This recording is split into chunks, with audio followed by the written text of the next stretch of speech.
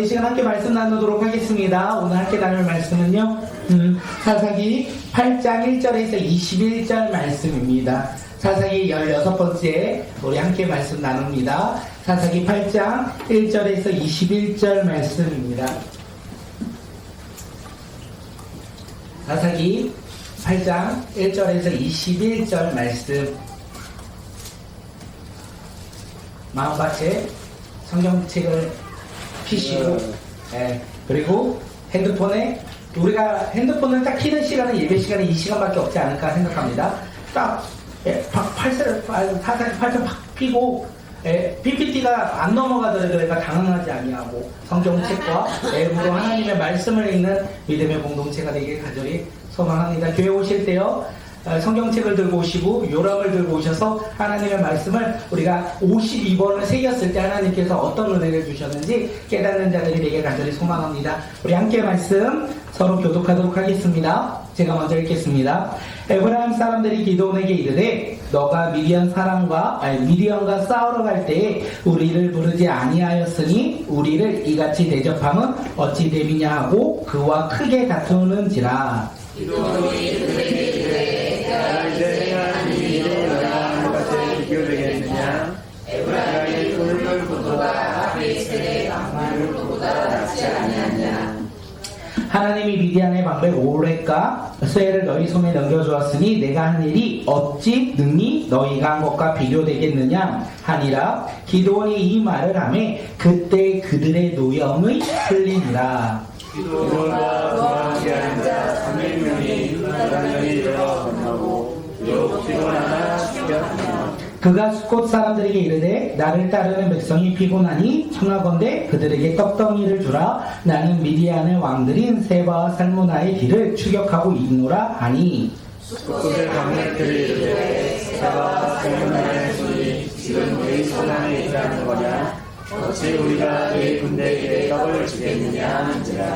기드온이 이르되 그러면 여호와께서 세바와 살무나를 내 손에 넘겨주신 후에 내가 그가시와 찔레로 너희 살을 찢으리라 하고. 거기서 그네로 올라와서 그들에게도 그같이 구한즉 그네 사람들의 대답도 숫곳 사람들의 대답과 같으니라. 기드온이 또 분이엘 사람들에게 말하여 이르되 내가 평안히 돌아올 때 이 망대를 헐리라 하니라.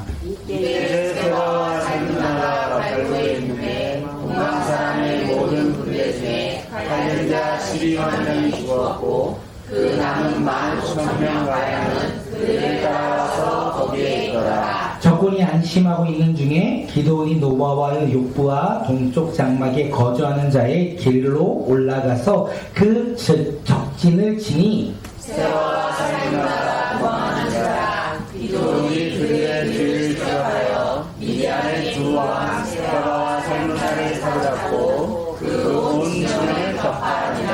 요아스의 아들 기브온이 헤레스 미탈 전장에서 돌아오다가 숫곳 사람 중 한 소년을 잡아 그를 질문하매 그가 숫곳의 방백들과 장로를 77명을 그에게 적어준지라. 기드온이 스콧 사람들에게 이르러 말하되 너희가 전에 나를 희롱하여 이르기를 세바와 살무나의 손이 지금 내 손 안에 있다는 거냐. 어찌 우리가 내 피곤한 사람들에게 떡을 주겠느냐 한 그 세바와 살무나를 보라 하고 그 성읍의 장로들을 붙잡아 벨라시와 찔레로 숫곳 사람들을 징벌하고 분이엘 망대를 하며 그 성읍 사람들을 죽이니라. 이에 그가 세바와 살무나에게 말하되 너희가 가봇에서 죽인 자들은 어떠한 사람들이더냐 하니 대답하되 그들이 너와 같아서 하나같이 왕자의 모습과 같더라 하니라.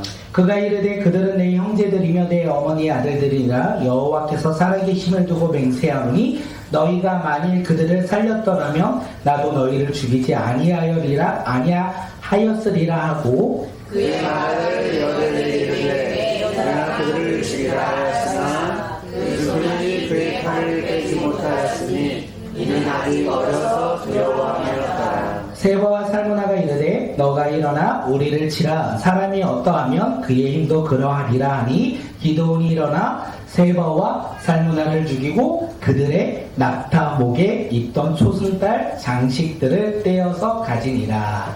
아멘. 네, 오늘의 말씀은요, 긴 구절의 말씀이에요. 8장 1절부터 21절까지. 그런데 내용은 그렇게 긴 내용은 아니더라라고 우리가 생각하며 집중하여 하나님의 말씀을 바라보길 간절히 소망합니다. 오늘도 꿈꾸는 예배, 제가 오늘 예배 이름을 바꿨어요.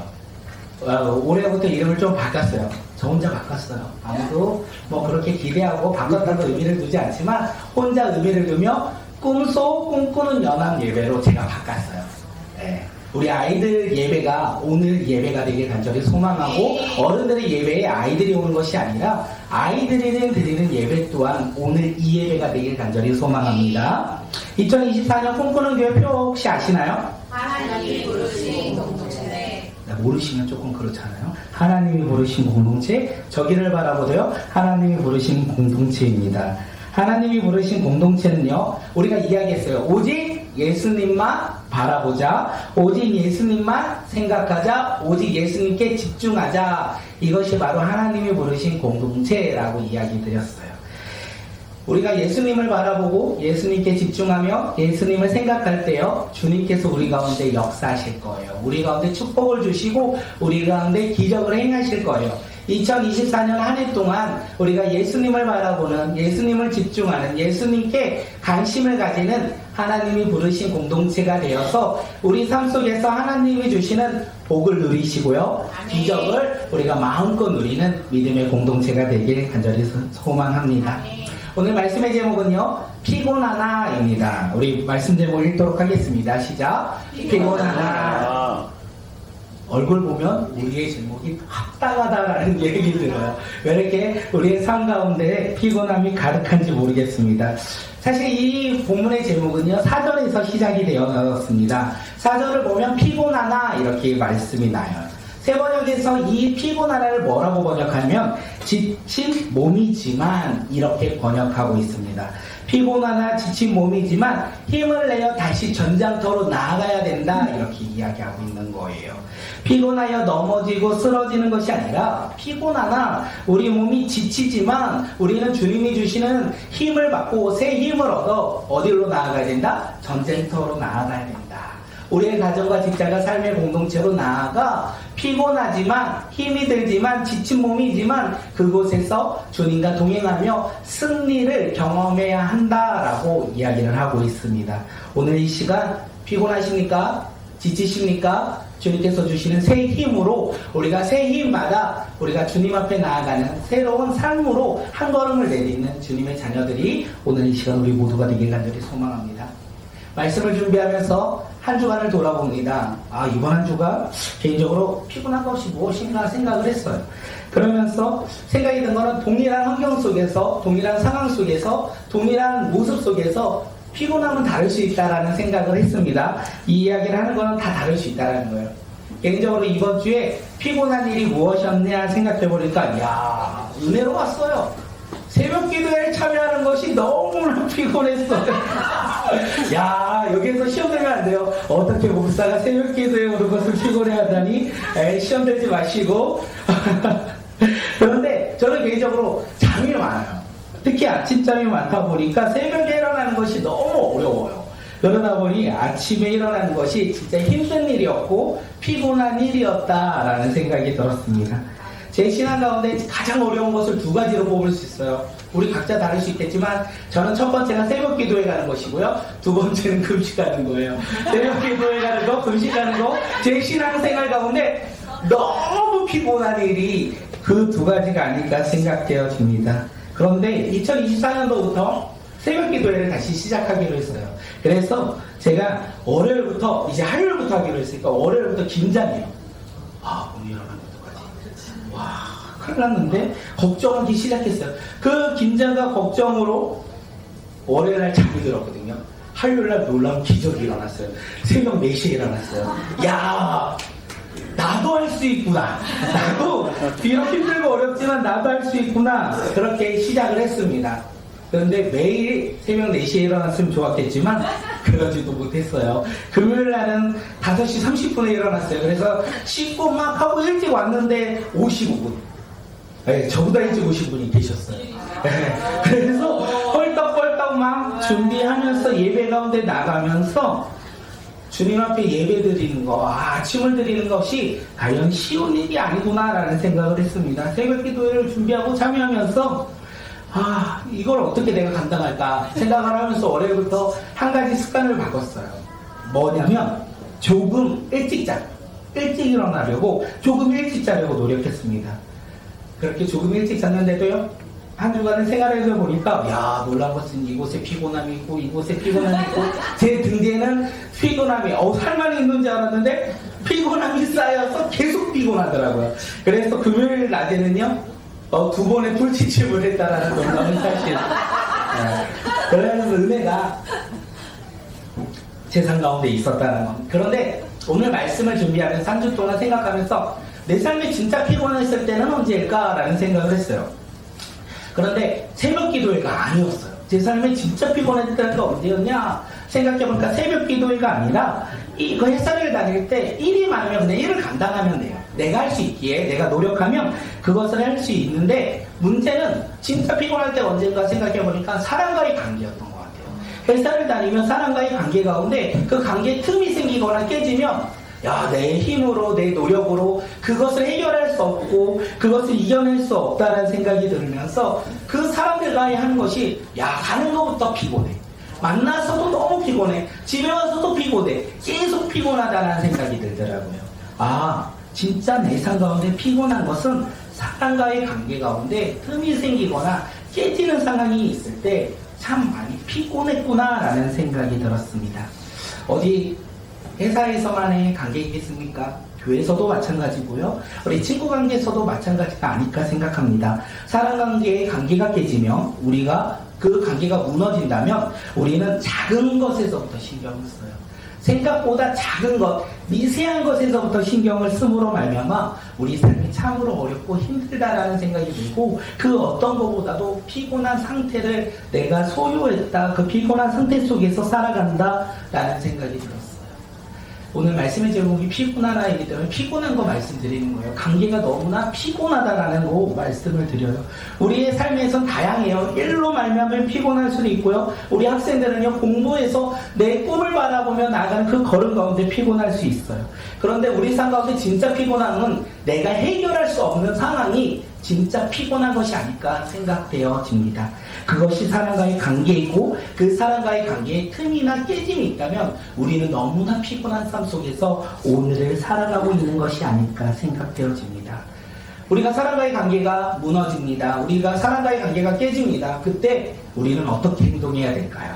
그 사람을 무시하고 깨진 상황 속에서 그냥 나는 내일만 하면 되지 라고 생각하며 그 상황 앞에 나아가는데, 내일만 하면 되지라고 할지라도 우리는 주변 사람들의 상황 속에서 어려움을 많이 느끼지 않을까 생각합니다.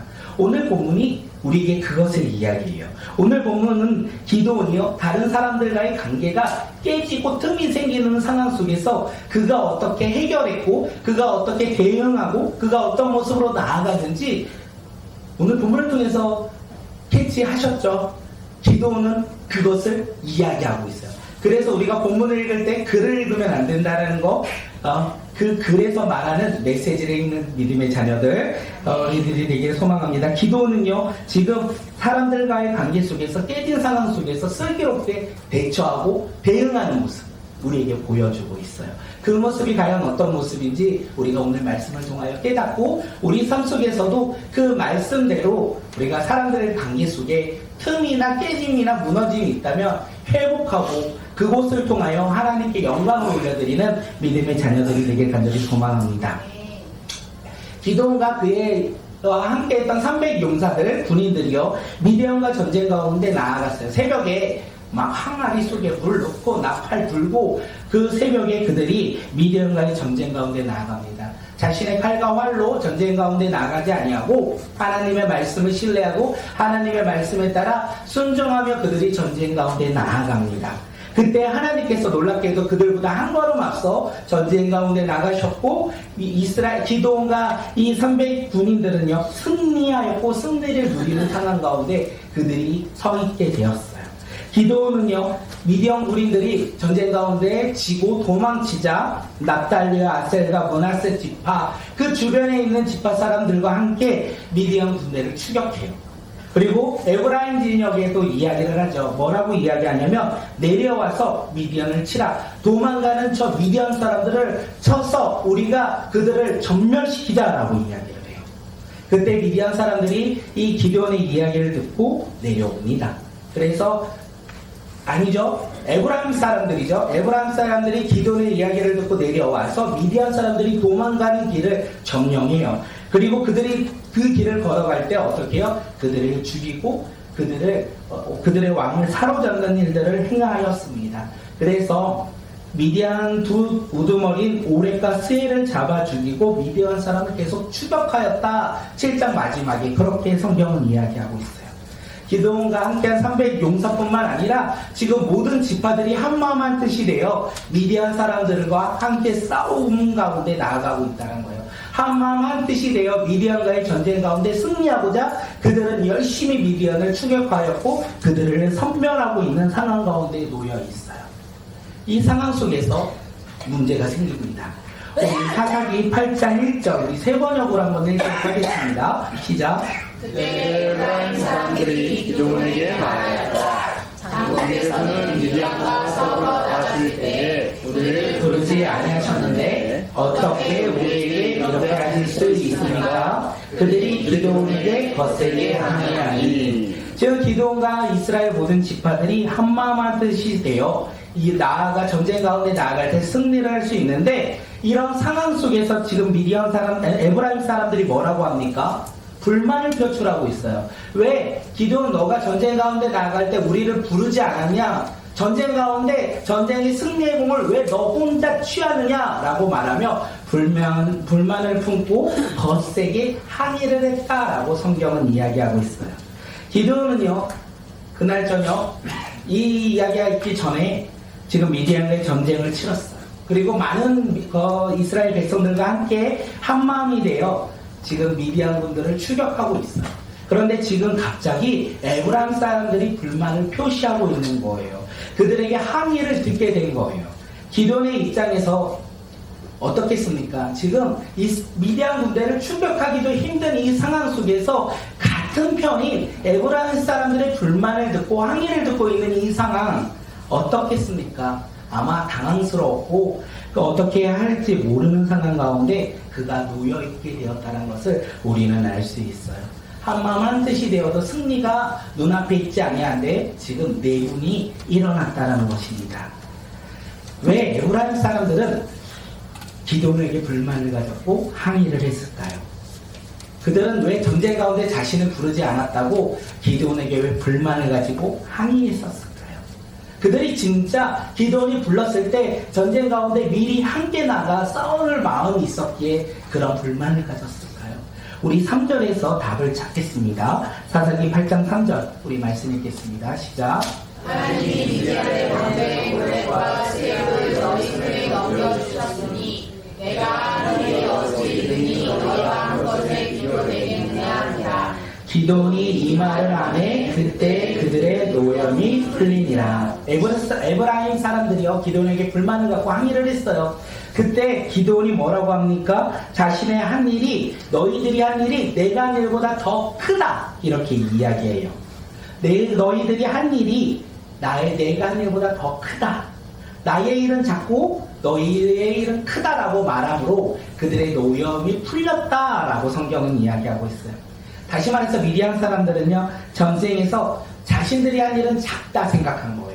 자신들은 전쟁 가운데 후반의 마지막 부분에 들어갔기 때문에 자기들이 한 전공은 작고 이 므낫세 지파와 기드온과 함께했던 사람들은 전쟁을 치렀기에 그들의 전공이 크다라고 이야기하고 있어요.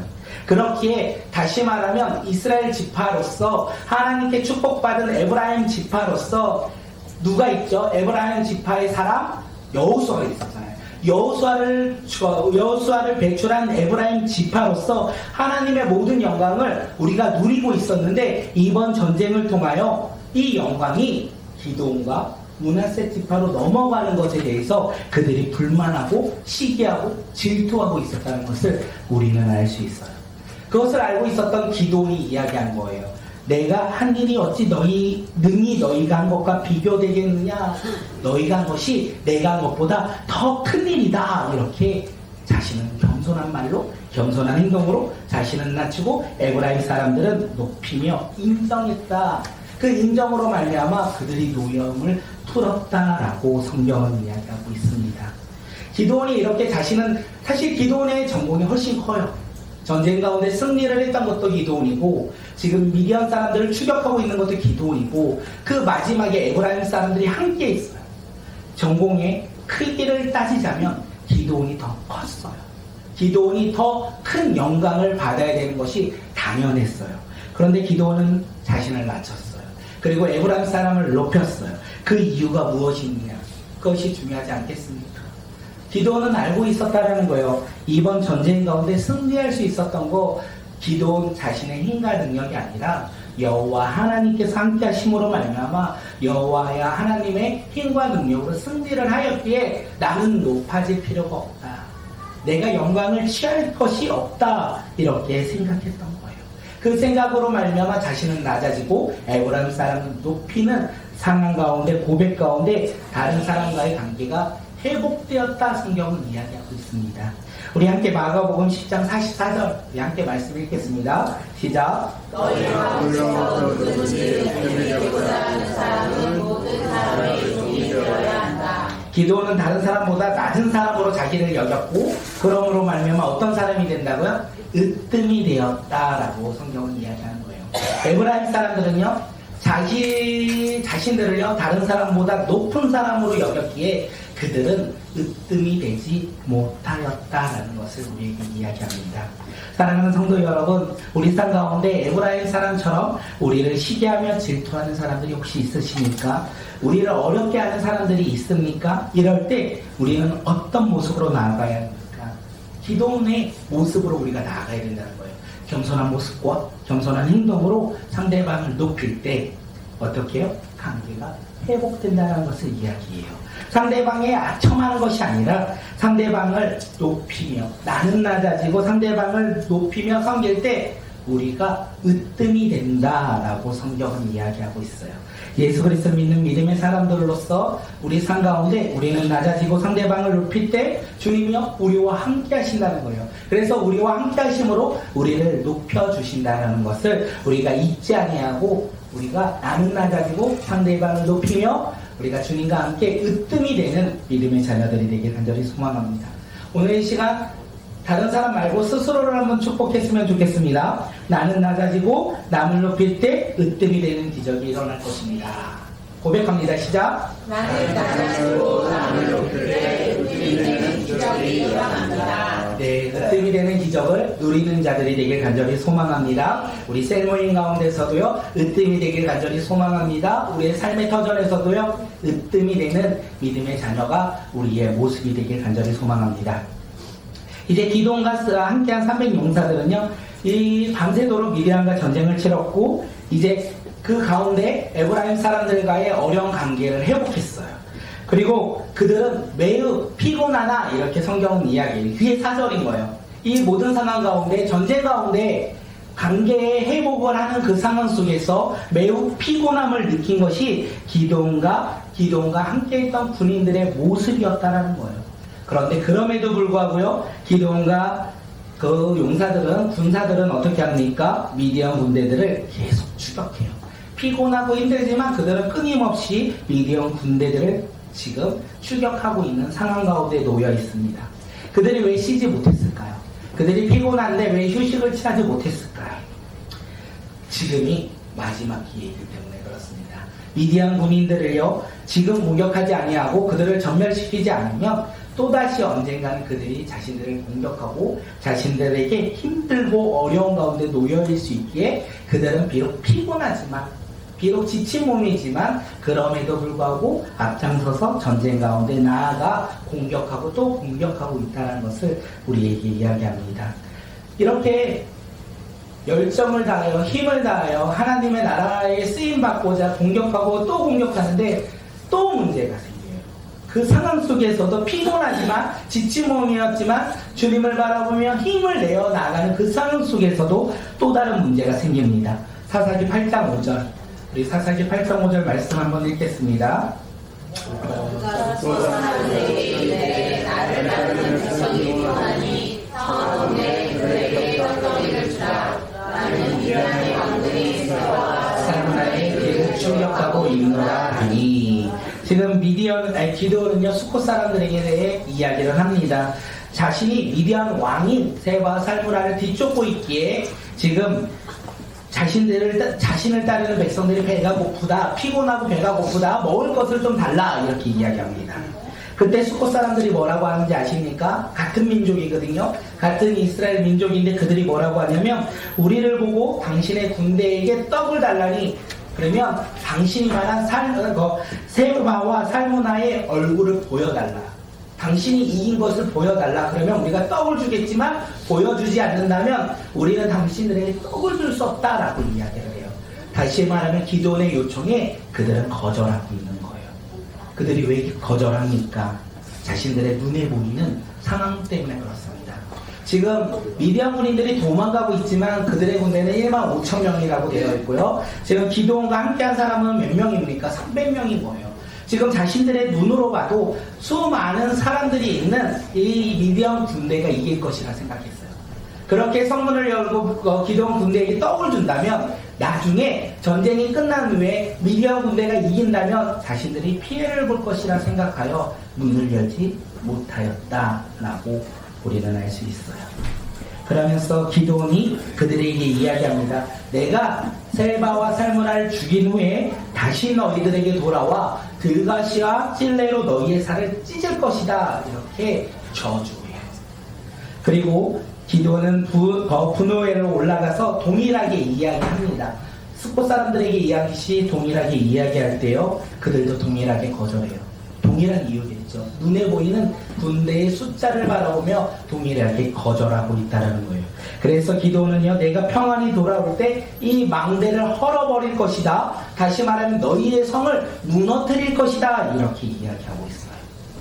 여기서 우리가 생각해야 되는 거예요. 무엇을 생각하냐면 이스라엘의 같은 민족인 수콧과 분노의 사람들이 왜 기드온과 힘을 합쳐 미디안과의 전쟁을 치르지 않았을까요? 그들은 왜 공격을 하지 않았을까요? 다시 말씀드립니다. 눈에 보이는 상황 때문에. 같은 민족일지라도 같은 상황 속에 있을지라도 눈에 보이는 군사 때문에 자신들은 기드온에게 문을 열어줄 수 없었다라는 거예요. 만약에 그들이 진다면 더 힘든 고난 속에서 일어나기에 그들은 문을 열지 못하였다라는 것입니다. 이제 수곡 사람들과 분이엘 사람들이 이야기 듣고 기드온은요, 그들에게 저주를 하고 미디안 사람을 쫓아갑니다. 그런데 놀라운 것은 결과가 이 수콧 사람들이 생각했던 결과와 전혀 다른 결과가 일어나요. 이 미디안 두 왕이 이 세바 살무나, 비록 수많은 군사가 죽었어요. 그래도 아직 1만 5천 명의 많은 군사가 있었습니다. 그리고 더 이상 기드온이 우리를 추격하지 못할 것이라는 생각에 그들이 안심했다라고 성경은 이야기해요. 그들이 안심할 때 놀라운 것은 그때의 기드온이 그들을 공격한다는 거예요. 그때 기드온의 군사들이 그들을 기습함으로 말미암아 지금 안심하고 있는 이 두 왕이 아무런 힘을 써보지 못하고 군대가 전멸하는 상황 가운데 또한 자신들은 사로잡히는 상황 속에 놓이게 되었다.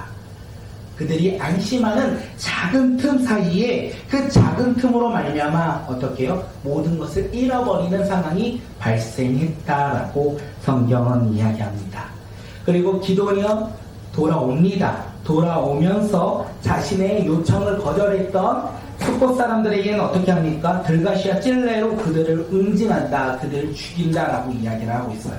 분이엘은요 망대를 헐어버리고 사람들도 죽였다라고 성경은 이야기해요. 기드온의 요청에 거절한 대가를 그들에게 행하였다라고 성경은 이야기합니다. 우리가 여기서 생각해야 돼요. 무엇을 생각하냐면 지금 기드온의 행위가 다르다는 거예요. 에브라임 사람들 가운데 관계 가운데 회복을 위해서 노력했잖아요. 자신은 낮아지고 그리고 그들을 높이며 관계를 회복하기 위해 노력했어요.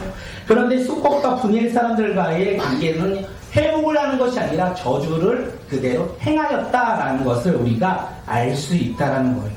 기드온은 지금 두 가지의 반응을 하고 있어요. 에브라임 사람들은 기드온을 시기하고 질투하였지만 그들은 놀라운 사실이지만 기드온과 함께 했던 사람들이에요. 전쟁 가운데 나아가 함께 전쟁을 치렀던 사람들이었어요. 그리고 숫곳과 분야의 사람들은요, 기드온의 요청에 응답하지 않은 것뿐만 아니라 그들은 전쟁 가운데 기드온과 함께하지 않았던 사람이었다는 것을 우리가 알고 있습니다. 그렇게 두 반응이 전혀 다르게 다르게 행하고 있다는 거예요. 함께 동역했지만 의견이 다르고 다른 생각을 가진 사람들에게는 기드온이 어떻게 합니까? 낮아지는 모습으로 그들과의 관계를 회복하고자 노력했어요. 반대로 동역조차 하지 않았던 이 숫곳 사람들, 분이엘 사람들에게는요, 기드온은 낮은 자세로 그들과 관계를 회복하고자 했던 것이 아니라 단호한 모습으로 그들을 응징했다는 것을 우리에게 이야기합니다. 우리 삶 가운데 수많은 만남들이 있습니다. 그리고 관계의 어려움도 있죠. 그러면서 주님은 우리 가운데 모든 사람들에게 낮아지는 자로서 그들을 섬기라라고 말하는 것이 아닐 수도 있겠다라는 생각을 합니다. 상황과 환경에 따라 낮아질 때도 있고 단호할 때도 있지 않아야 될까 생각합니다. 예수님이 아닌 것에 대해서는 단호하게 우리가 행해야 되고, 예수님의 것에 맞는 것이라면 우리는 섬기며 나아가야 되는 것이 우리 삶 가운데 관계의 모습의 기준이 아닐까 생각되어집니다. 제가 이 말씀을 마지막으로 정리하면서 한 청년이 생각났어요. 네, 그 청년은 연애를 했습니다. 남자인데 연애를 했어요. 교회를 열심히 다니는 남자가 교회를 열심히 다니지 않는, 교회를 다니지 않는 거겠죠. 그 여자를 만났습니다. 그리고 남자는 언제나 열심히 여자를 섬겼습니다. 복음을 전하고자 했던 거죠. 그런데 어느 순간부터 그 여자의 반응이 바뀌기 시작해요. 야, 일요일에도 교회 가지 마. 야, 성탄절에도 교회 가지 마. 야, 교회 행사가 있을지라도 나와 함께, 언제나 나는 너와 함께 하고 싶어. 이렇게 말할 때 남자는 어떻게 해야 합니까? 그래, 열심히 섬겨야지. 내가 그를 섬기는 것이 예수님의 사랑을 전하며 섬기는 거지. 그래서 교회도 안 가고 행사도 안 가고 성탄절에 우리가 교회도 안 간다면 그것은 합당한, 예수님을 믿는 합당한 삶의 모습일까요? 아니라는 거예요. 그 남자는요, 그럴 수 없다고 얘기를 합니다. 여자를 사랑하지 않아서 야, 너와 함께 할 수 없어, 이렇게 말하는 것이 아니라 남자는 자신의 삶의 기준이 예수님이었기에 안 된다라고 단호하게 이야기했다라는 거예요. 사랑하는 성도 여러분, 우리는 상황과 환경에 따라 낮아질 때도 있어야 돼요. 반대로요, 단호할 때도 있어야 된다는 거예요. 우리의 삶이 피곤할 수 있어요. 그렇게 섬기며 단호하여 상황에 따라서 우리가 움직여야 되기 때문에 우리의 삶은 사람들 관계 속에서 피곤할 수 있어요. 그런데 이 피곤할 수 있다고 할지라도 우리는 그 길을 걸어가야 돼요. 우리가 그 길을 걸어갈 때 주님께서 우리 가운데 새 힘을 주심으로 우리는 지치나 피곤하나 지친 몸이지만 다시 힘을 내어 우리의 삶의 터전으로 나아가 예수 그리스도의 복음을 전할 수 있다는 거예요. 그 청년이, 저도 그랬겠고 여기 계신 분들도 믿지 않는 자를 만났다면 언제나 믿는 사람을 만났듯이 나는 아닌데 이런 눈빛으로 저만 그랬나요? 네, 그랬던 것 같아요. 근데 우리의 삶의 단호함과 섬김의 모습에 상황에 따라 움직여야 되지 않을까 생각되어집니다. 우리의 삶 속에서 예수 그리스도를 바라보며 예수께 집중하여 예수님을 바라보며 우리의 삶의 기준이 예수님이 되어서 섬길 때는 섬기고 단호할 때는 단호하며 우리가 주님 안에서 주님의 사랑을 증거하며 살아가는 주님의 자녀들이 오늘 이 시간 우리 모두가 되길 간절히 소망합니다. 우리 함께 기도할게요. 우리 이 시간 함께 기도할게요. 주님, 우리 삶에는 다양한 삶의 사람들과의 관계가 있습니다. 그 사람들 관계 가운데 틈이 생기고 어려움이 있다면 우리는 너무나 힘들고 어려울 때가 있습니다. 그 사람들 관계 속에서 우리가 어떨 때는 섬겨야 되고 어떨 때는 단호해야 하는지 주님 말씀하여 주셔서 그 기준이 예수님이 되어서 우리가 순종하며 섬길 때 마음껏 섬기고 단호할 때 단호하게 있는 믿음의 자녀가 오늘 이 시간 우리 모두가 되게 해달라고 함께 기도하며 나갑니다. 기도하겠습니다.